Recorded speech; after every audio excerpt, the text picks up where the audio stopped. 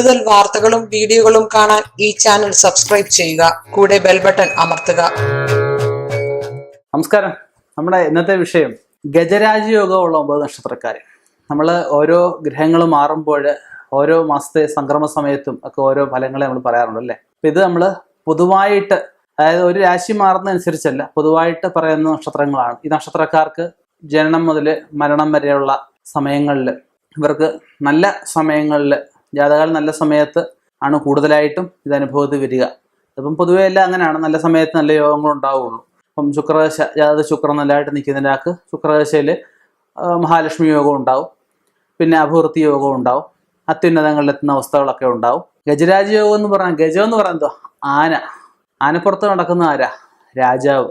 വലിയ വലിയ രാജാവുമാർ, ചക്രവർത്തിമാരും ഒക്കെ അല്ലേ. അപ്പൊ ആ രാജാവിന്റെ പുറത്ത് യാത്ര ചെയ്യുക. സാധാരണ രാജാക്കന്മാരൊക്കെ എന്തുവാ, അശ്വം, അതായത് കുതിരയുടെ പുറത്തൊക്കെയാ പോകുന്നത്. ആ ആനയുടെ പുറത്ത് പോയി അത്രത്തോളം ആ ഒരു ധനാഠ്യതയും അത്രയും പ്രൗഢിയൊക്കെ കാണിക്കാൻ യോഗമുള്ള, പഴയ പോലെ ആനപ്പുറത്ത് പോവുകയും മറ്റു കാര്യങ്ങളൊന്നും ഇല്ല, രാജഭരണമൊന്നുമല്ല, ആധുനിക യുഗമാണ്.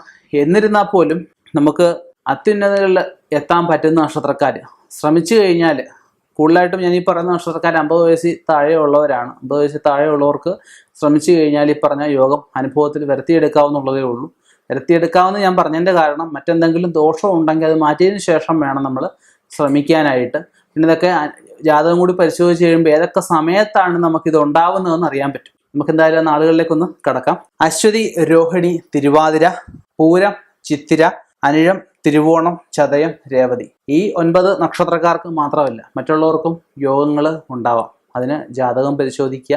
ഇപ്പം നിങ്ങൾ എൻ്റെ വീഡിയോ കാണണം, നമ്മുടെ തന്നെ പല ചാനലുകളും ഞാൻ വീഡിയോ ചെയ്യുന്നുണ്ട്, അതൊക്കെ നിങ്ങൾ കണ്ടിട്ടുണ്ടാവും. നമ്മൾ ഗണിച്ച് പല പുസ്തകങ്ങളും ഇത്രയും നാളത്തെ നമ്മുടെ ജ്യോതിഷ പരിചയത്തിൻ്റെയൊക്കെ പുറത്താണ് പറയുക. അപ്പോൾ ഒരു ജെന്യൂനിറ്റി ഇല്ലാതെ, ഒരു മുഖമില്ലാതെ, എന്തെങ്കിലും ദേവിയുടെയോ മറ്റുള്ളതൊക്കെ ഫോട്ടോയൊക്കെ ഇട്ട് ഓരോരുത്തർ വന്ന ഓരോ യോഗങ്ങളെ പറ്റിയൊക്കെ പറയും. അതിലെ സത്യസന്ധതയും അതിലെ എത്രത്തോളം അതിനകത്ത് ജെന്യൂനിറ്റി ഉണ്ടെന്ന് നിങ്ങൾ തന്നെ മനസ്സിലാക്കുക. അത്തരക്കാരെ നിങ്ങൾ തന്നെ ഒഴിവാക്കുക.